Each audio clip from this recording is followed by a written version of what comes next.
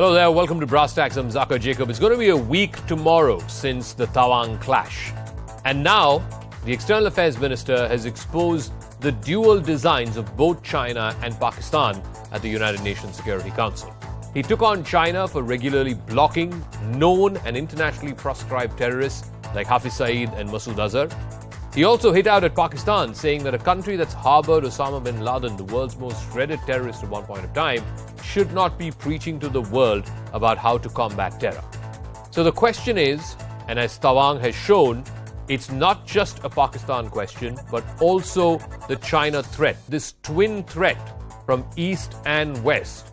How does India tackle this twin threat?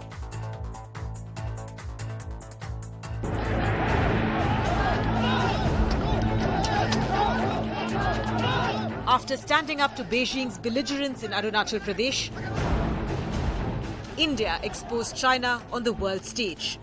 The world is coming together with a more collective response. Multilateral platform. During an open debate at the UN Security Council, External Affairs Minister Dr. S. Jaishankar made a veiled attack on China and its ally Pakistan. On the challenge of terrorism, even as the world is coming together with a more collective response, multilateral platforms are being misused to justify and protect perpetrators. While he didn't name any country, the object of Jaishankar's ire was clear. He was referring to China blocking proposals to blacklist terrorists, particularly those based on Pakistani soil, like Jaish-e-Mohammed chief Masood Azhar. Jaishankar's next target was squarely on Pakistan. While we search for the best solutions, what our discourse must never accept is the normalization of such threats. That certainly applies to state sponsorship of cross-border terrorism. Nor can hosting Osama bin Laden and attacking a neighboring parliament serve as credentials to sermonize before this council. While Pakistan continues to harbour terrorists who have masterminded some of the biggest terror attacks in India, Islamabad's all-weather friend China is busy provoking India at the line of actual control. 300 Chinese troops tried to capture the icy heights around Englsih near Tawang last week, but were sent packing by our troops. These workers are constructing this particular road that comes under Border Road Organization. We have seen how on 9th of December a clash was reported between the soldiers of India and China. This particular clash, in fact, has no impact on the development works that are going on. So is the only way to limit the China-Pakistan axis is by taking on their aggression? And just earlier today, India sent a very unambiguous signal to China. India tested the Agni 5, the first intercontinental ballistic missile, which has a capability and a range of over 5,000 kilometers. In fact, 5,400 to 500 is the range of Agni 5. It is a long-range surface-to-surface ballistic missile. It is capable of hitting a target more than 5,000 kilometers away, which means that almost all major Chinese cities, from Beijing to Shanghai, Guangzhou, you name it, are all within range of Agni 5. Remember, this is a nuclear-capable missile. It can carry a warhead weighing around 1,500 kilograms. In fact, the launch weight of Agni 5, the ICBM, was 50,000 kilograms, and that makes it one of India's most powerful long-range missiles. Let me now go across to our guests who are joining us. Sanju Verma, BJP spokesperson, joining us. Mahima Singh, Congress spokesperson. Ambassador Anil Trigunyat is a former diplomat. Aina Tangent, political affairs commentator. And Hamid Khan, senior Pakistan-based journalist, is also joining us. Sanju Verma, let me start with this testing of Agni 5. Of course, in this day and age, testing of missiles is more about deterrence. It's about sending a signal to your rivals and enemies that you have the capability of hitting them and hitting them directly. Very rarely has an ICBM been deployed, and that too between two nuclear-enabled neighbors. The question that I'm asking is, for the Tawang clash, today, do you believe the Agni 5 testing is sending a signal to China? Certainly, yes, Zaka. I just want to lay a couple of facts out there for your audience. Point number one, the Agni 5 has been given, unofficially a moniker called the China missile because it has a range of anywhere between 500 to 5,000 kilometers, and not just China. Apparently, it can enter into some parts of Europe and Russia as well, is what I'm told, by defense experts. I think we have to look at the entire successful test launch of the Agni missile in the context of not just what happened in Galwan in 2020 or what happened, on the 9th of December, barely a few days back in the Tawang sector. I think the Prime Minister has said this on umpteen occasions, and it has been reasserted and reinforced by S. Jaishankar, the Union Minister of External Affairs, in no uncertain terms, that India's foreign policy will be guided by A, the India first approach, B, we are not going to provoke, we are not going to be the aggressor, but if we are provoked, tab hum eat ka jawab patthar se denge. And the third and the most important thing is this, that repeatedly, for the first time in 70 or 75 odd years of our independence, Zaka, here is the Modi government which is openly calling for a reform of multilateral institutions like the United Nations.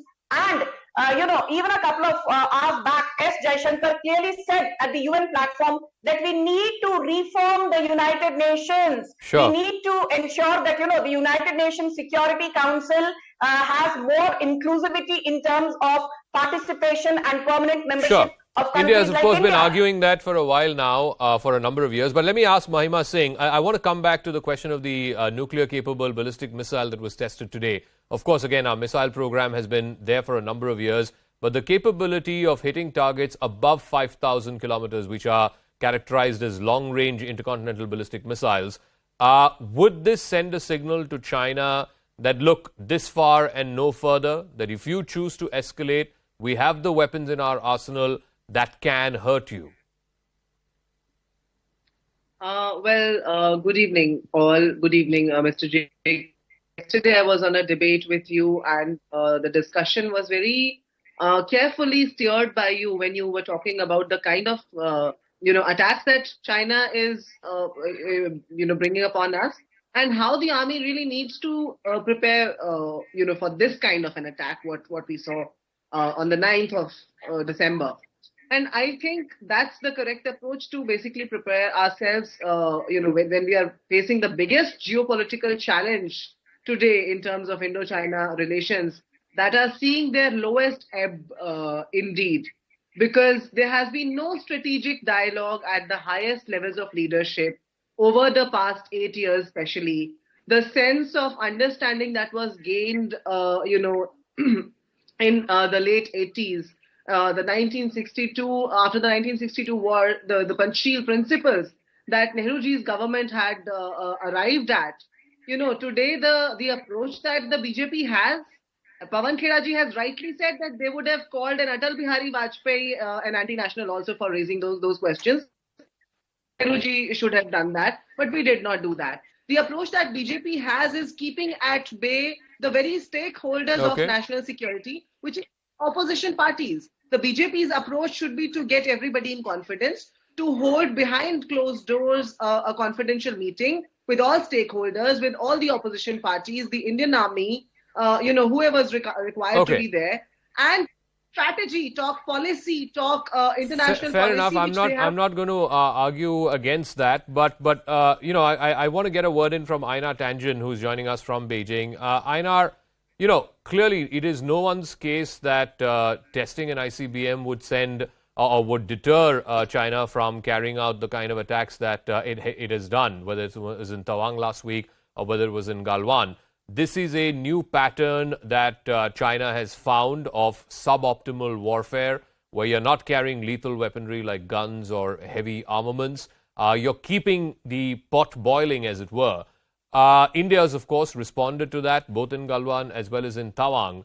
The question that begs to be asked is, why does China want to aggressively press its claims in a way that soldiers, this is not soldiering. This is not warfare. This is not what these guys have been trained for. You always have a very good question. Have you stopped beating your wife?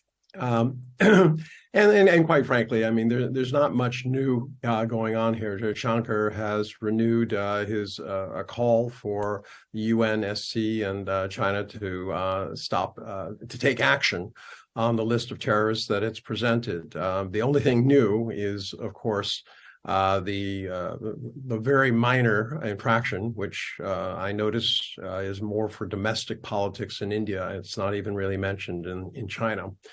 Kind of making that a mountain out of a molehill.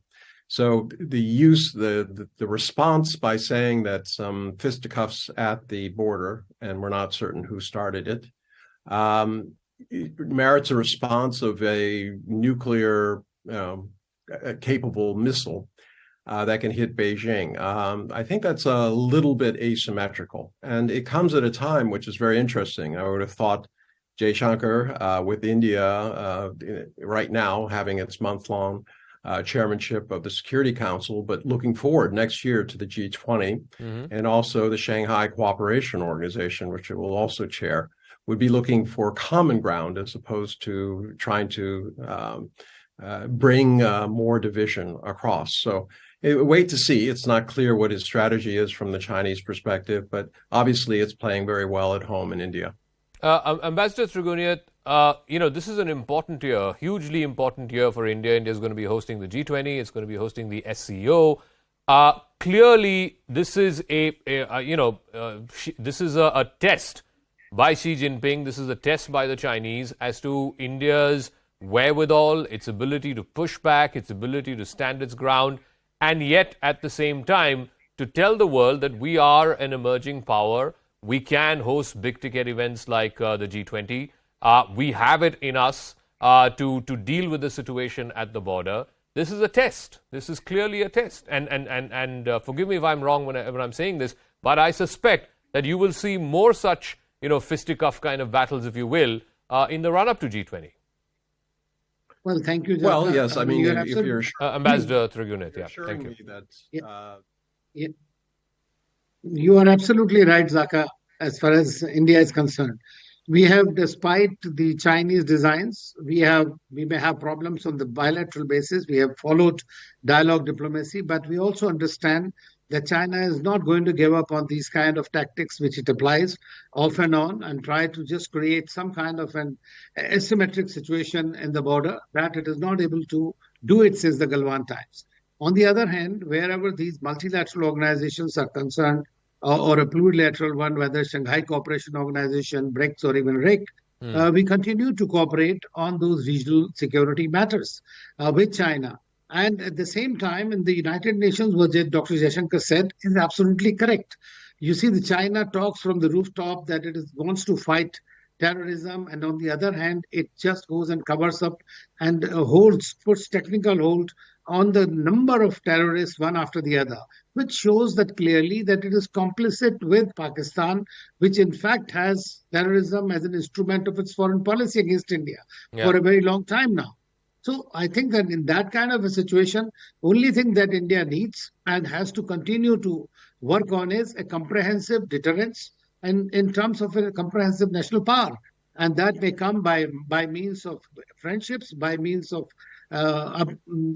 reinforcing our strength as far as the military is concerned. So, I mean, I think we need to be prepared at the border. At the same time, we are taking the leadership of G20 and SCO and all, that the world looks up to India. India has certain solutions. India stands for peace. We are not going to attack anybody. But when we are attacked, we will have to respond to it because we cannot compromise on our territorial integrity and sovereignty. In the last 10 years, China has blocked the listing of Hafiz Saeed at the 1267 Sanctions Committee at least 4 times and Masood Azhar at least 3 times. So I want to ask Hamid Khan, so I think it's very apparent to everybody here in India that China is doing Pakistan's bidding at the UNSC by blocking, internationally well-known terrorists. But the larger question I have for you, Khan Saab, is you have now a new army chief. He has said what he has said. But for whatever it's worth, this ceasefire that has been going on between India and Pakistan has by and large held for the better part of the last year plus now. Does the new army chief, intend to continue with what General Bajwa started? Is he from the same school of thought? Or is the new army chief going to also tinker with the ceasefire, which seems to be the only thing that is working in India-Pakistan ties as of right now? Thank you very much, Zakir. I'll appreciate if you will give me a few minutes. Yes, definitely. Answer to your first question is that our new Army Chief General Hafiz Asim Munir would like to carry on the ceasefire on the line of control as long as there is no provocation by Indian forces or Indian, army on any line of control or any side of the border. Because Pakistan believes that we do not do the offensive, but Pakistan will have all the deterrence if there will be any kind of violation of ceasefire. So there is no doubt that Pakistan Army is ready, but Pakistan Army would like to respect and would like to carry on the ceasefire on line of control. Secondly, as far as your ICBM test is concerned, that it will give a message to China or anything. So I again think that India is living in a fool's paradise, because everybody knows that China is a mighty bigger power in terms of, there's no comparison or match with Indian, defense strength as compared to what China have got already. And China will not have any threat with Agni 5 or anything, because if you do a ballistic missile test of 5,000 miles, you don't need to, for the China is 500 miles is enough. So it is nothing to do with China giving Mr. Khan, can I ask you one question? Why do you think, everybody acknowledges that North Korea, for example, is not a bigger power than military power than either South Korea or Japan, but from time to time they test missiles. Why do you think that is? I agree, but I'm just giving you a comparison between the Chinese strength in terms of missile technology, in terms of air defense technology, in terms of technology, and in terms of strength of the army strength. It is okay. Anyway, come back to the terror question. I like I said, we can talk about the ICBMs. I beg to differ with you on that. But on the question of terrorism, yes. Concerned, Pakistan government have given a clear dossier just 2 days before by Foreign Minister of Pakistan, Hina Rabbani Khan, that India is the one who is doing a terrorism in Pakistan. India is the one who's been involved in terrorism, and Pakistan have given all the proofs of Indian involvement in terrorist attacks in Pakistan, whether it was Kulbhushan Yadav or last year attacks on Hafiz Saeed's But what about residence. 2611, Pathankot, Uri? I can go on and on. The number of... Just read Richard Hadley's and other books where they have said that it is a job of inside Raw's job. Come on, Hamid Saab, I respect you as a journalist, but surely, you have to be cuckoo to buy that. This is the 2611, the worst terror attack on Indian soil was some kind of inside job. Please. Let's not descend this conversation to that level, right? So let's keep our basic courtesies and decencies. Last answer to your last question is, let me tell you one thing, that if you think that India will be able to get the permanent seat of United Nations Security Council, I think it is a far-fetched dream, because the India's history, because India has so many I should say stains on its part, where they have been involved in so many unethical activities, where they have been involved, whether it was doing a proxy war against Pakistan through Afghanistan, doing so many false propaganda against Pakistan. Getting a permanent seat at the UNSC has nothing to do with any of what you've just said. Getting a permanent seat at the UNSC is reflective. One second, may I? 30 seconds. I also need to go to S. Jaishankar. He's speaking at the UNSC. I believe he's speaking on terrorism. But getting a permanent seat is about reflecting the changing times. It's not just India, by the way. Germany's been arguing for a permanent seat for a number of years. So has Japan. And these are all countries that are big economies. These are powerful nations. And them getting a permanent seat will only reflect the changing dynamics and the diversification of big power relations, as it were. But if I can play out just what Dr. Jaishankar is saying in the UNSC for 30 seconds, I believe he's still speaking about frontier terrorism. Of our battle. Let me dilate on each of these aspects briefly.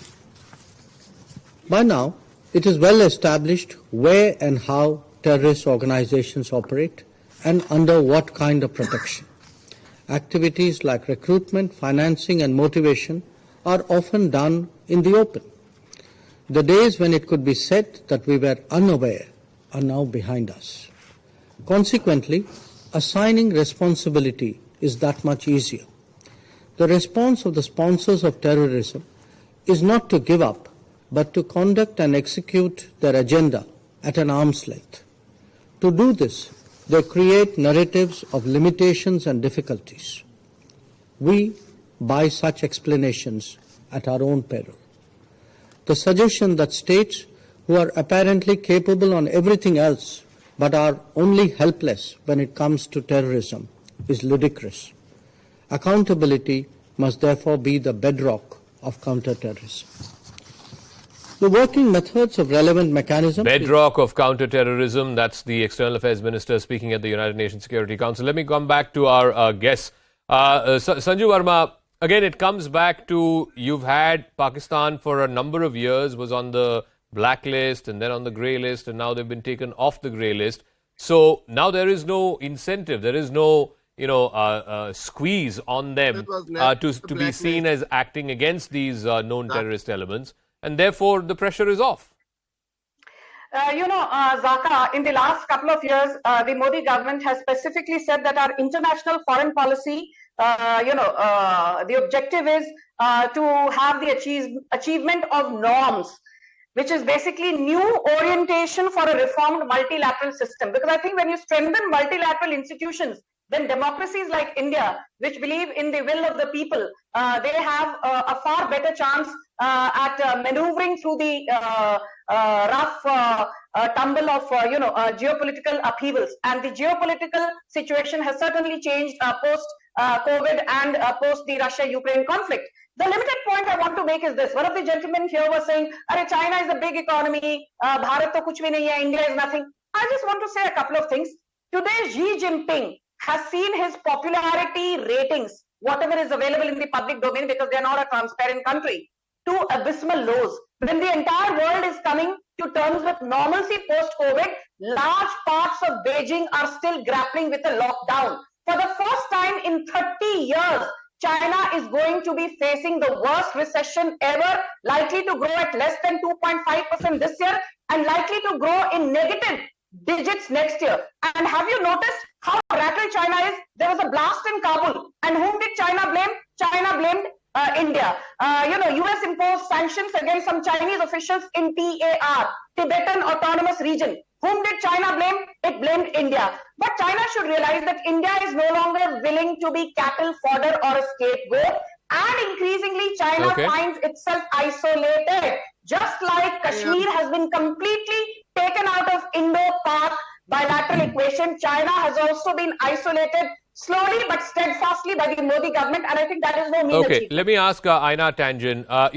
The fact is we have seen these unprecedented protests in China against zero COVID, and in some of those protests they were even willing to directly name Xi Jinping and the Communist Party of China. Surely that is unprecedented. As Sanju Verma said, the economy of China, which used to grow at double digits, the first half of the year, the data that is available, it grew at 2.5%. You have economic problems, you have joblessness, which is a huge issue among young Chinese people, and of course, this entire business around zero COVID. There is a school of thought that China needed a diversionary tactic, and what better diversionary tactic than a clash at the border with India? Well, it's always good to have facts on your side. The previous speaker was saying that there are lockdowns in Beijing. I'm in Beijing. There are no lockdowns. I don't even have to show a code anymore, and they're not asking me to track my whereabouts or anything. So that is, as usual, just plain wrong. In terms of, there were protests, tremendous amounts of frustration. People were looking at the World Cup. They saw people in crowded stadiums, players hugging each other, and they thought, well, we're missing out on something. But if you were in Beijing right now, you'd see that as soon as the government switched to a policy where they say we're going to live with COVID, the evidence is that the current variant that is circulating in China is very mild. It has not resulted in deaths. and people tend to recover within 3 to 6 days. Those who are actually come down with symptoms at all, there's almost a 6-to-1 number of people who are asymptomatic. In terms of China's internally, they haven't grown at double digits for almost 10 years now. So yes, this year they were looking at over 5.5%. They're going to be a lot less than that.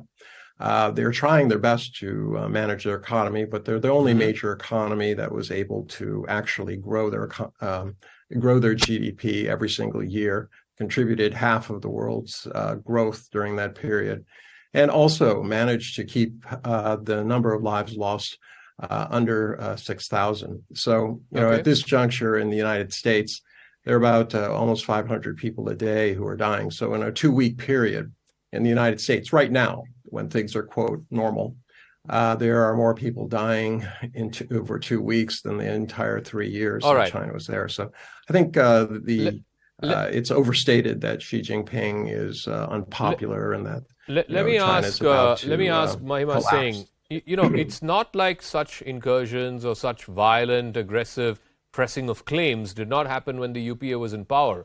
Dipsang happened when the UPA was in power. Demchok happened when the UPA was in power. This whole staple visa business for people from Arunachal and Kashmir, that started when UPA was in power. So this has been a continuing China challenge to try and politicize it and say that Mr. Modi is responsible or he's sitting on the jhula with Xi Jinping. It's not like we didn't have China problems during 10 years of UPA. Mr. Jacob, the plain point is this, that the Congress is responsible that the Arunachal Pradesh, state of Arunachal Pradesh has a full statehood today. Unlike the spokesperson of the BJP who has a perplexed narrative here, only confusing the viewers with selective data, playing around with the name of the UN at her own convenience, just like what the BJP does. Do you remember that any Prime Minister remains silent on such critical issues, let alone holding a debate in the Parliament or having an all parties meet? The Prime Minister doesn't even speak on China issue for all these years, except for giving them a clean sheet on the 20th of June, 2020, that is. Apart from that, we have made very critical questions. We have put up those questions to the Prime Minister. Why, as a CM in Gujarat, did he want to, make Mandarin compulsory? Why has a Chinese company landed a very critical contract in Dholera? Why does he not speak on the Indo-China issue? Why is he mum? Have we seen a Prime Minister like this before? In UPA, can you say that the Minister or the Cabinet of Ministers or by play of words, by tactical talk, you cannot resolve issues that require very I don't think by talk or the lack of it you're going to change Chinese behavior pattern, which is that I'm convinced that you're going to see more such skirmishes, you're going to see more such fisticuffs, if you will, because as Professor Mearsheimer told me yesterday, and I'll ask Ambassador Triguni at this, China wants to change the status quo because it suits China to change the status quo. And that's why they are violently pressing these claims, whether it's in Galwan or whether it is in Tawang. Right now, there is a power differential, there is a military differential between India and China. And so for China to press its claims now, it is in its interests. As he said, China wants to be an Asian hegemon. It believes it has the opportunity and the means to achieve that now. Any country in its place, including India, if it felt the same, it would make those exact same choices. Well, I think I saw it yesterday, your interview with Professor Meiser. But at the same time, what I would like to say is that China has these hegemonistic designs. It wants to keep India confined to the South Asian, within the South Asian framework. But when it's seeing that India is becoming global, it is being accepted, obviously there is a problem. And what kind of things happen here is they want to do this nibbling kind of an offensive off and on. They keep around coming, and twice at least. But now they have realized that India is not just sitting pretty, that they can just come in and stay or go back whenever they want to stroll around the border. So they, according to, as I always say, that they feel that LAC means line as per the Chinese. But that is not being now accepted. That is not being allowed to them. So they do understand that India is standing eyeball to eyeball. If the worst case scenario, we will defend at every cost the country. Hamid Khan Saab, and then I'll give the final word to Sanju Verma. Hamid Khan Saab, the point again, I'm coming back to this, is that Pakistan has so much internal troubles, even just in the last 24 hours. Please look at what is happening at the border between Afghanistan and Pakistan. There's a literal war that's going on there. Surely the last thing you need, or the last thing that the new army chief needs, is to open up the eastern flank. You've got your economy is in doldrums. You've got like I said, this huge issue going on between Afghanistan and Pakistan. You cannot afford to open another front. Zakir, let me tell you one thing. It is not it's not issue between Afghanistan and Pakistan. It is some issues between the forces, and there are some other local elements which have instigated that clashes between Pakistan and Afghan security forces. And Pakistan has taken a very serious action, and Pakistan have replied it, befitting reply already. And it will be resolved in next 24 hours. I have been in touch with everyone. Secondly, there is no doubt that Pakistan's demand is that there should be a solution of the issue of the Kashmir with the will of the people of Kashmir. Secondly, Pakistan does not want any war with India. Pakistan wants a peace in the region because it is in the benefit of India and Pakistan. But at the same time, Pakistan will not accept Indian hegemony in the region as well. No, so where is the hegemony in allowing, known internationally proscribed terrorists to continue to live and operate from your soil? What is hegemonic about that? No, I'm trying to explain that when India will try to dictate anything with a hegemonic behavior, Pakistan will not accept it. Pakistan would tomorrow, if you were to say that Hafiz Saeed, Masood Azhar, Dawood Ibrahim will stand trial for the crimes alleged against them, we can have normal relations. In India and Pakistan will have normal relations. All you need to do is to make that statement and make that trial happen. Zakir, what about those goons who are lynching Muslims every day in India? That's not Pakistan's problem. Sir, that is not Pakistan's problem. India is a democracy. India is a country that has rule of law. It is India's problem. It is up to India to deal with that. No, hang on. No, one second. Don't you have, for example, every day there are street fights in Karachi. Do you hear India talking about it? It's not India's problem. It's your problem. Anyway, I got to wrap up. Sanju Verma, I've got a minute to wrap up. Yeah, Sanju Verma, final word. Yeah. If you will do the lynching, Zaka, can you please moderate the debate? Yes, Sanju. This gentleman here who was waxing eloquent about Muslims being lynched in India, please worry about, what is happening in China. I don't think you have the, forthrightness to even condemn what is happening to Uyghur Muslims in China. Human rights abuses are happening blatantly, but you have never spoken about it. So please keep that hypocrisy to yourself. And as far as the Congress is concerned, Zaka, let me just say this. During the UPA 10 years from 2004 to 2014, China blatantly indulged in what is called salami slicing. Be it Tiapangnak, be it Chumur, be it Dumchele, large parts of Indian territory were sliced and gobbled up by China. There were more than 600 transgressions by China between 2008 and 2013. Thanks to Narendra Modi, for the first time post-Galwan, China was forced to voluntarily disengage to Finger 8 at Pangong So. We've landed them a bloody nose in Taiwan, in the Taiwan sector as well. All right, so, I've got to wrap up. I'm completely out of time. Thank you very much to all our guests. I'll wrap up by simply saying that, look, I think it's very, very clear that this is the new normal as far as China is concerned. This is a tactic that they are using. And unless India is able to impose costs to the use of that tactic, this is going to continue. And certainly in the run-up to the G20. I'm going to take a break. These were the news top stories up until now. But as we take that break, let's hear what's the big news for car owners.